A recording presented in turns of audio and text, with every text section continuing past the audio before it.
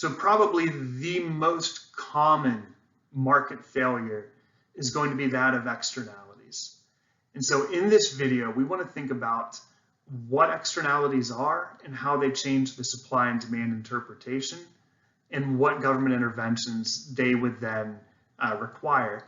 So the good news is, if you could follow along with the market failures of unnecessary taxes and government intervention, and you followed along with how we could use government intervention as a way to fix the public goods problem, then this video should be a little bit simpler and should make more sense. So as externalities are going to be closely tied to taxes as a way to fix them, I feel like if you properly understand the role of externalities in market and their consequences, then you're also going to understand one of the potential purposes of taxes in whatever industry you end up working in. And once you understand the purpose of the tax, you may have a change in opinion or be able to either more effectively argue for the existence of that tax or get rid of it or argue for its removal if it is a distortionary and ineffective tax. Similarly, we also want to be able to understand externalities so that you can better estimate the losses associated with uncontrolled markets, whether that be in the developing world, in environmental markets, or in labor markets. There are all kinds of ways in which externalities can become present, and if we understand their theoretical existence, then we can better understand what types of solutions are going to be able to solve them. And this is kind of like just an endpoint learning objective for this class. I want you to be able to walk away from this class understanding how subsidies and externalities are going to change the supply and demand interpretation. Okay, before going any further, it's probably going to be best to come to a common agreement on a definition of what an externality is.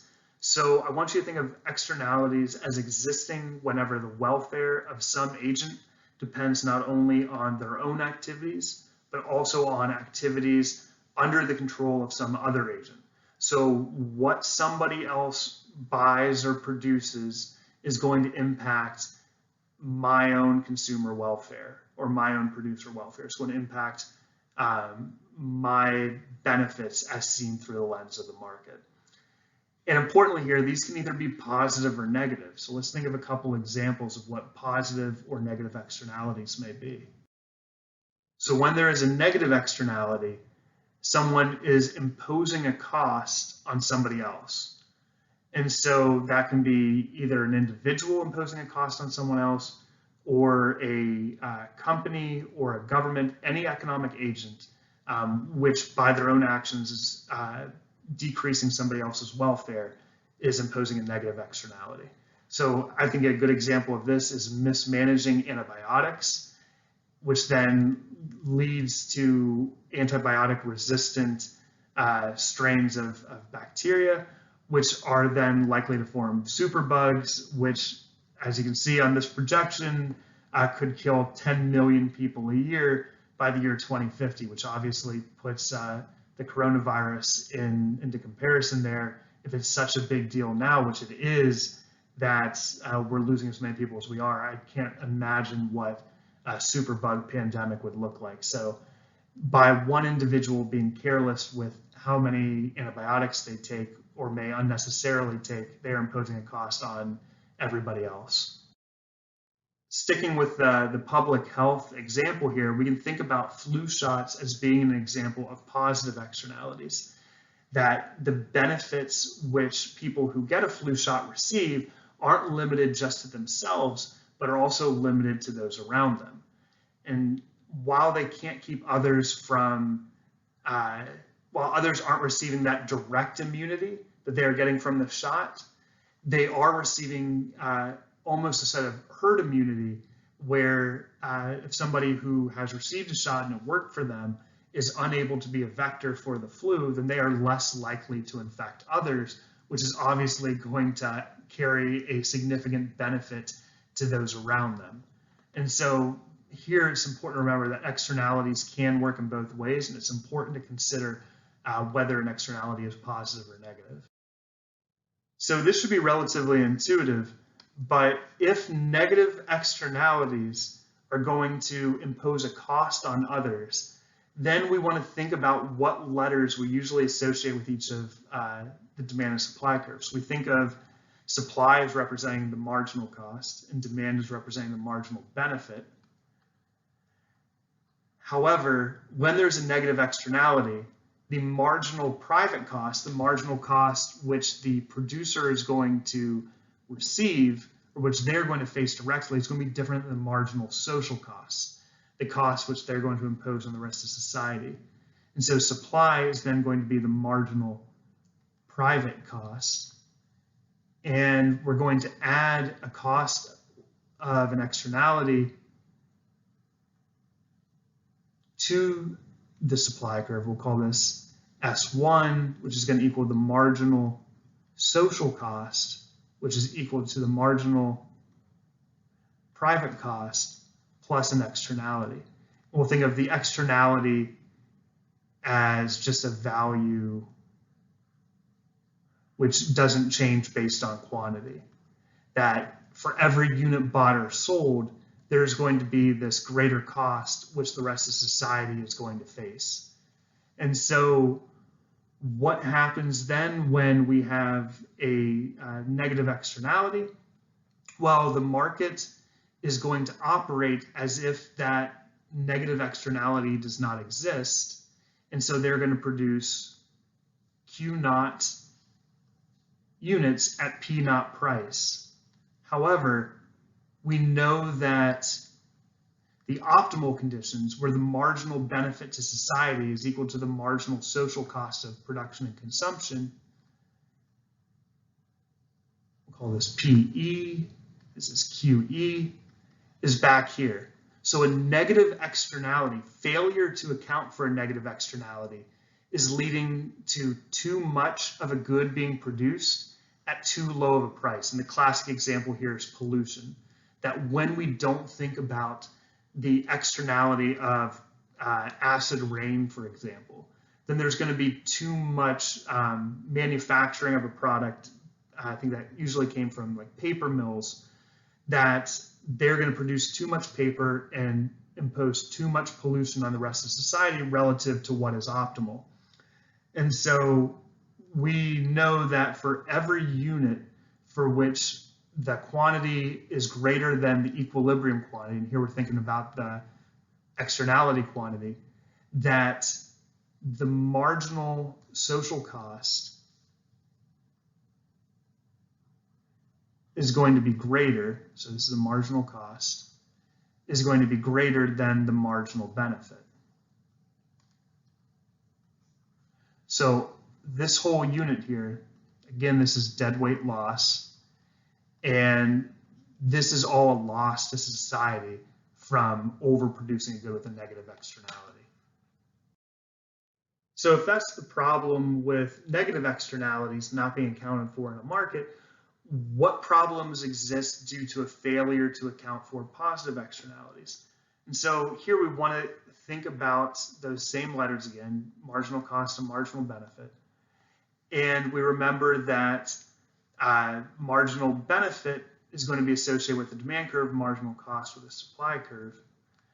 In here, we're going to think of the demand curve as representing the marginal benefit of those who are engaged in the market, those who are buying and selling a product, those who are buying a vaccine, for example. And so this is going to be the marginal private benefit. However, when there's a positive externality, this means that the marginal benefit is actually going to be greater than the marginal private benefit. It's going to impose so here we'll draw once again an externality, which will be relatively flat. And we're going to add that to the demand curve. There's going to be a positive externality. We're going to add to the demand curve so that D1 is going to equal D naught plus E is going to equal the marginal social benefit, which equals the marginal private benefit plus the externality. So if we were to not account for this externality, then we would wind up in a world where instead of producing QE units at a price of PE, we would instead be producing Q naught units at a price of P naught. So this means that there is not enough goods being produced at high enough of a price. And we could think about this with vaccines, with parks. Parks are probably a great example. Open space, conservation, that if they impose this positive benefit to the rest of society, but we don't value them enough because we're treating them like not like private goods, we're treating them as if they don't have externalities, then we're going to undervalue them and underconsume them. And so if we think that D1 is the real demand curve, but we're acting like D naught is, then we would view this as a limit on consumption, in which case we'd be missing out on all of this area underneath what should be the real demand curve, considering the externality, and above the supply curve. And so this is deadweight loss, and this would be the consumer surplus, and this would be the producer surplus. So fortunately, just like in the case of public goods and private goods, while a failure to account for externalities is inefficient in markets, it also comes with a relatively simple solution. And we can illustrate that logic in a supply and demand graph. And we can show that if our equilibrium, which we are experiencing, is this Q naught and P naught, and the optimal equilibrium is going to be up here, then we are consuming too much, consuming and producing too much at too low of a price. Once again, think of pollution, that we're not incorporating the marginal social cost of carbon, for example.